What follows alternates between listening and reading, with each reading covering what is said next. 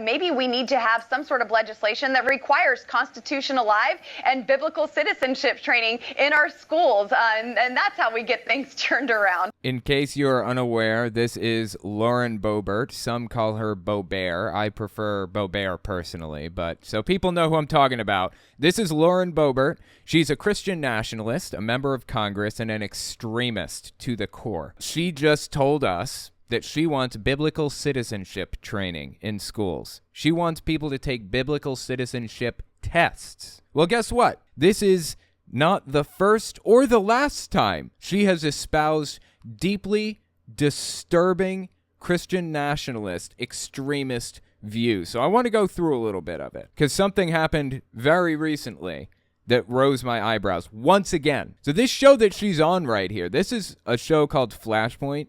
It airs on the Victory Network, on like Dish Network, DirecTV, and Verizon, and just about every cable TV package out there has the Victory Network. It's run by Kenneth Copeland, right? I have another channel, Telltale Unfiltered, where I cover long-form live episodes of Flashpoint and all kinds of other stuff. I was covering this Flashpoint episode recently. That's where I found this Boebert clip here. The host is a guy named Gene Bailey. Listen to what Gene Bailey had to say recently. This is from September 15th, 2022. But let me say right here, I'm not talking about going and getting your AR and go down and take care of business. It's not what I'm talking about. When you have to preempt a speech you're about to give with something like that, it raises red flags. However, especially when you follow it up with however. That's like saying I'm not racist, but you know something really, really racist is about to follow, right? we are in a war nonetheless. You see, there's a Goliath in your life. What you're seeing is what David said. What do I get if I kill him? Now tell me again what I get if I take this guy out. I mean, this is a shortened version of the clip. I smashed some of this together, but this is the general theme of this specific Flashpoint episode, Flashpoint in general, and it's a representation of Lauren Boebert and what she believes, what she is interested in, what she's shooting for, literally. That's what Lauren Boebert is all about. That's what Flashpoint and Boebert are about. This is the Christian nationalist movement in the United States right now. There is a lot more disturbing about this. This is actually an 18-minute clip from this guy, Gene Bailey, and I'll be covering that in a longer form on my main channel soon. It may already be up by the time you see this. Well, I'm not sure. But either way, that's what these people stand for. So I want to watch just a couple more little excerpts from Boebert clips because she came out here recently, late September 2022, and said some more disturbing stuff, if you can believe it. But when I go overseas, I have to let them know this is what Scripture says, because they don't live it, they don't walk it. This isn't something that they profess on a daily basis. This is disturbing on so many levels. It's disturbing and wrong. But I went on to defeat a 5-term Republican incumbent. I am a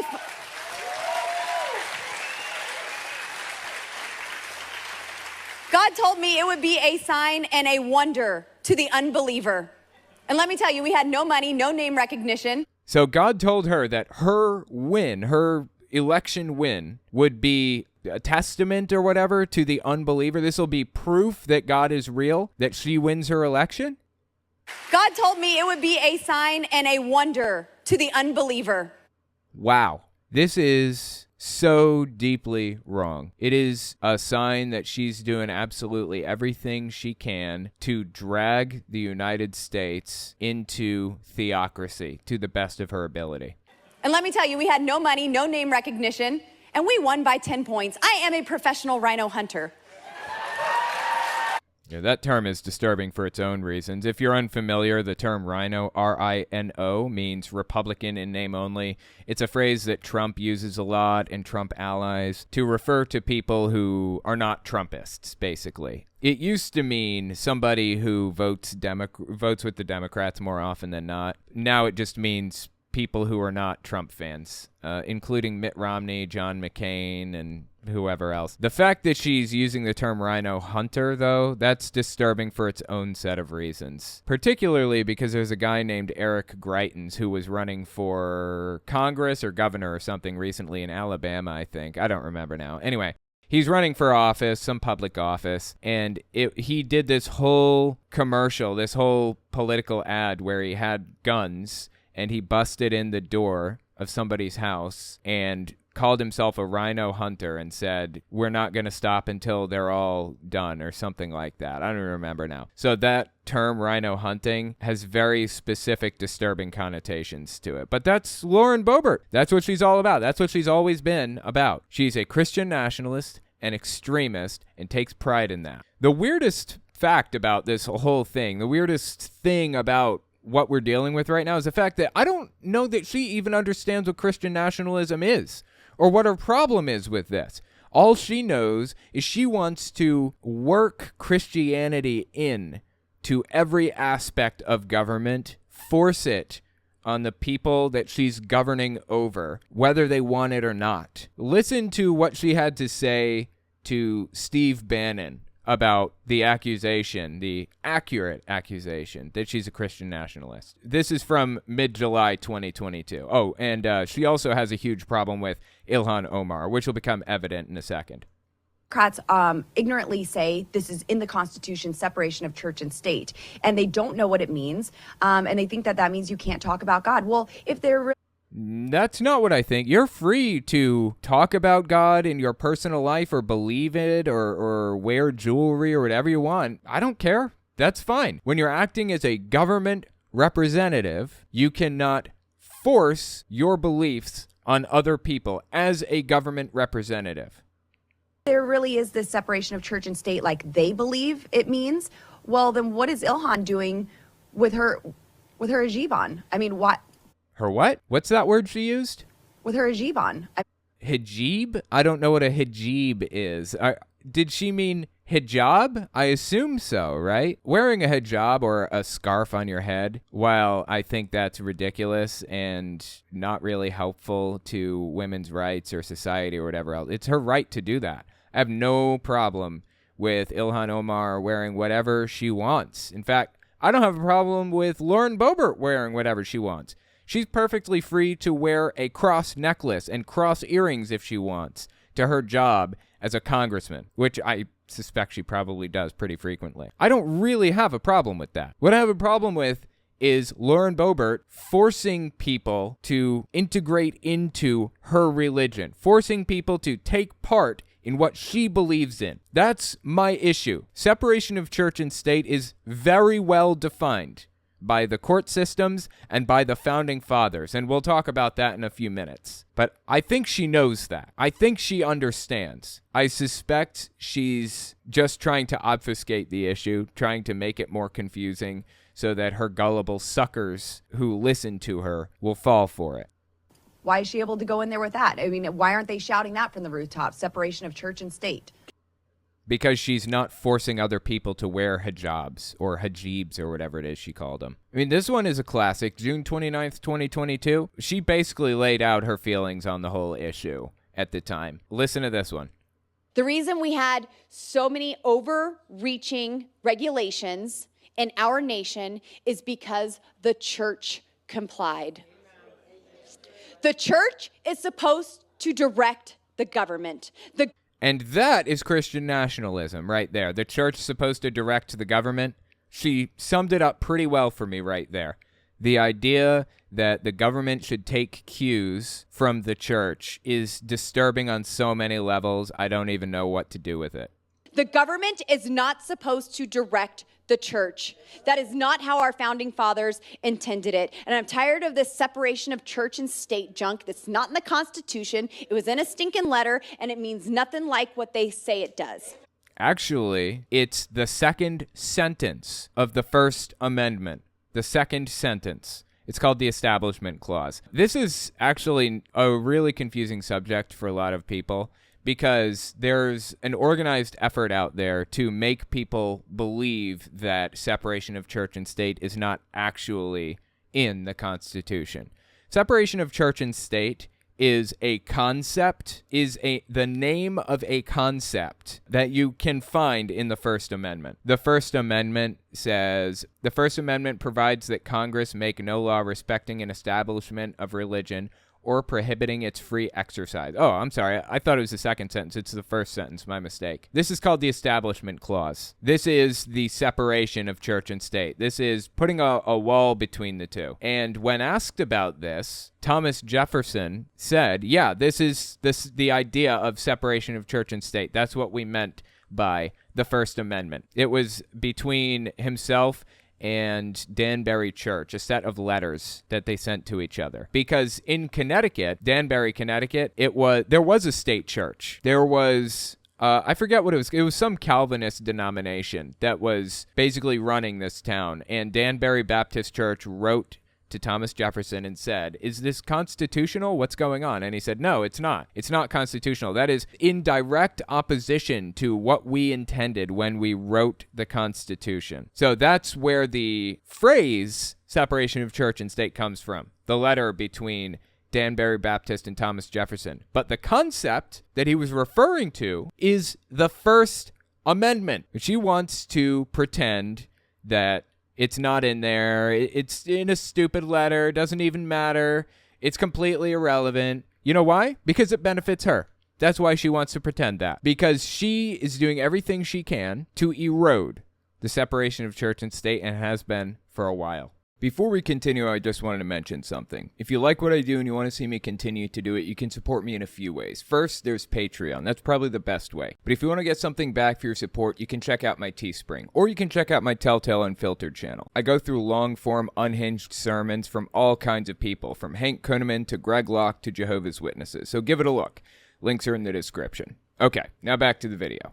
Check this one out. Late June 2022, around the same time as this last one.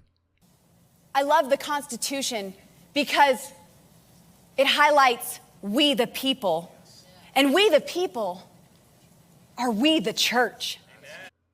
Has she even read the Constitution? I'd be willing to bet she hasn't, first of all. And second, what she just said seems like a little thing. You know, it could fly right by and you wouldn't even notice if you weren't thinking about it, but she just implied that the only true Americans are Christians. If you're not a Christian, not just Christian, but her brand of Christianity, evangelical, extremist, Trump supporter, you aren't a real American and you don't deserve to be here. She's separating people into categories. If you aren't a member of her church, you aren't an American and you deserve nothing.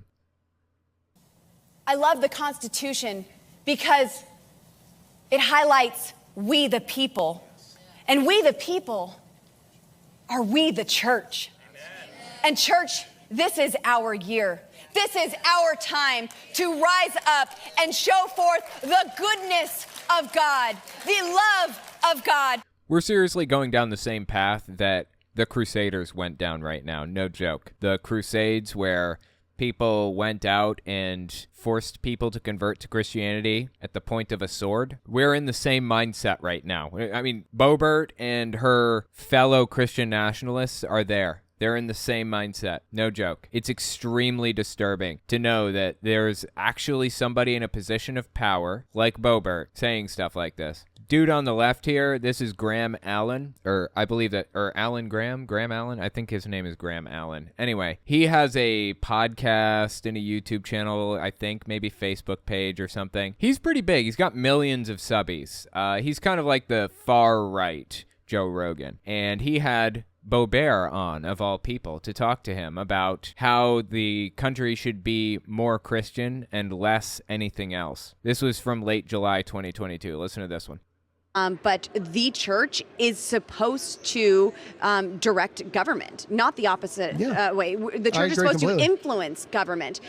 Supposed to? Who says? What is she talking about? Where did she get this? There's a verse in the Bible, her whole chapter basically dedicated to describing what the church's role should be in government. Romans 13. Every time I bring this up, people have a serious issue with it. Not the listeners, but people like Boebert here have a serious issue with it. Greg Locke screams about Romans 13 and how people misinterpret it constantly. When in reality, Romans 13 is just saying follow the governing authority, follow the government rules and laws, pay your taxes, and just get back to serving Jesus. It should all be about serving Jesus. It shouldn't be about controlling governments or controlling people or any of that. You should just be putting all of your time into teaching people about Jesus. This is Romans 13:1. Let everyone be subject to the government authorities, for there is no authority except that which God has established. The authorities that exist have been established by God. Consequently, whoever rebels against the authority is rebelling against what God has instituted, and those who do so will bring judgment on themselves. Kind of an interesting verse to read when you think about Lauren Boebert's involvement in January 6th and endorsement of those people, huh? Kind of interesting, seems to me. For rulers hold no terror for those who do right, but for those who do wrong. Do you want to be free from fear of the one in authority? Then do what is right and you'll be commended. For the one in authority is God's servant for your good. But if you do wrong, be afraid, for rulers do not bear the sword for no reason.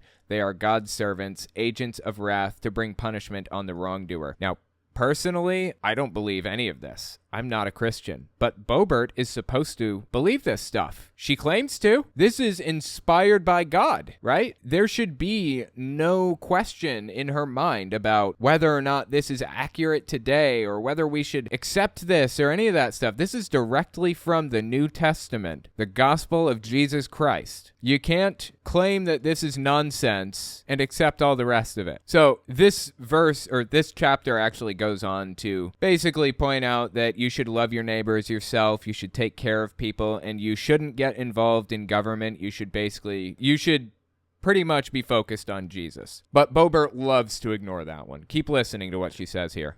Direct government, not the opposite way. The church is supposed to influence government, and we need to be so involved in what is going on in our government. I mean, the Bible says that the government rests on his shoulders, on God's shoulders, so...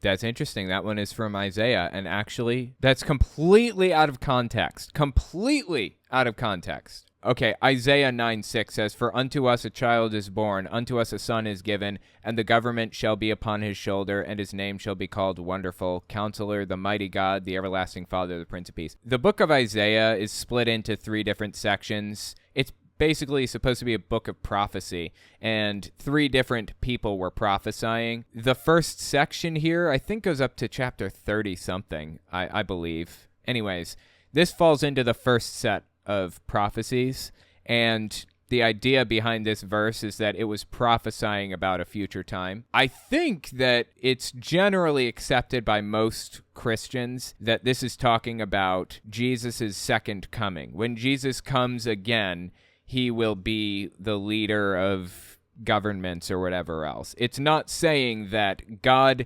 intends for people to follow him if they're in the government. It's not saying that the government shall be controlled by God or any of that. It's completely twisting around the meaning of this verse. It had absolutely nothing to do with what she was saying. But that is Lauren Boebert's MO. That's what she's all about. She's all about twisting things around until they're unrecognizable, ignoring verses that she doesn't like and twisting around the ones that she can use to her own benefit.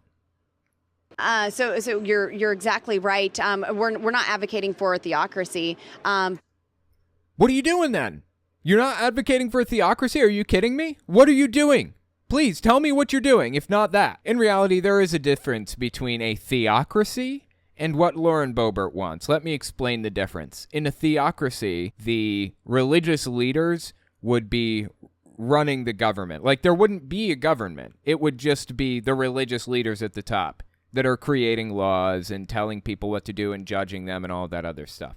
That would be a full-blown theocracy. What Lauren Boebert is fighting for is a Christian nationalist state where the government is underneath the prophets or the Christians or whatever. So the government goes to the priests for information on what they should do. And they force everybody in the country to operate under the wing of the church. That would be a Christian nationalist state. And anybody who isn't part of the religion either has to get out or is taken out by the leadership in some way or whatever else. That's what Boebert wants. She doesn't necessarily think that a theocracy is plausible, or I get the impression she doesn't know that it's going to happen anytime in the near future. So the next best thing is a Christian nationalist state, and that's very obviously what she's shooting for. Here's the video that I wanted to get to, okay? This guy on the right here, this is a guy named Adam Frisch. Dude on the left is Ron Filipkowski. He's fantastic. I think he was a federal prosecutor in Florida for a while or something like that. I don't know. He's on Twitter, and he's awesome. Anyway, he had Adam Frisch on his podcast, which is Boebert's congressional opponent.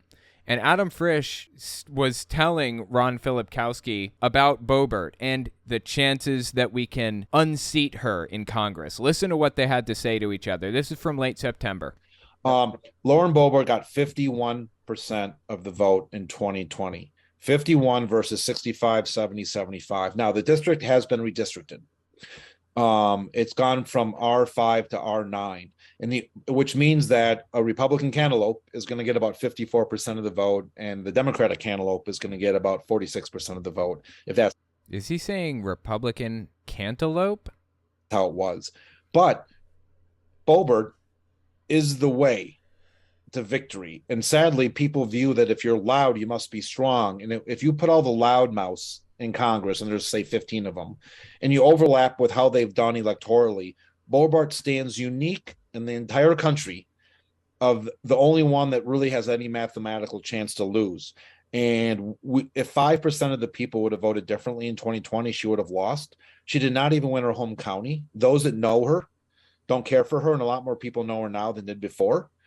And her county is very, very representative of the district. It is rural and ranching and gun loving, which is all great, but they know her and they don't care for her. That's kind of interesting, right? So it seems to me that Boebert may not be as safe as we once thought. We'll see. Adam Frisch is her opponent, I believe, in Colorado. Keep a lookout. If you live in Colorado, if you're in that district, hell, if you're not in Colorado or even in that district, vote anyways. You got to vote, no matter who you are or where you are, if you're in a safe district or what, it doesn't matter. Got to get out there and vote. It's so important. And one more thing, at the beginning of this, if you heard, he mentioned, there are about 15 loudmouths, big, obnoxious Republicans in Congress right now. You got your Marjorie Taylor Greenes and who else? The Freedom Caucus. Well, anyway, you know why most of those people are so loud and obnoxious? Because they're in safe districts. They know they have no chance of being unseated, so they can say anything they want. Matt Gaetz is in there for good. Who's going to come in and challenge him? Nobody. They can't, because he is in such a safe seat. There is no chance of challenging him or kicking him out or whatever else. No chance of it. Marjorie Taylor Greene is perfectly safe. She's in a perfectly safe district, and she knows it. That's why these people are so willing to come out here and just be obnoxious fools, because they know they have nothing to worry about. Lauren Boebert comes out here and she acts like an obnoxious fool, but if we go out there and vote, we may have a chance of getting her out. We may. Hope for the best. Don't forget to vote. If you disagree with anything I've said, or if you agree with anything I said, let me know what you think in the comments or on Twitter at Telltale Atheist.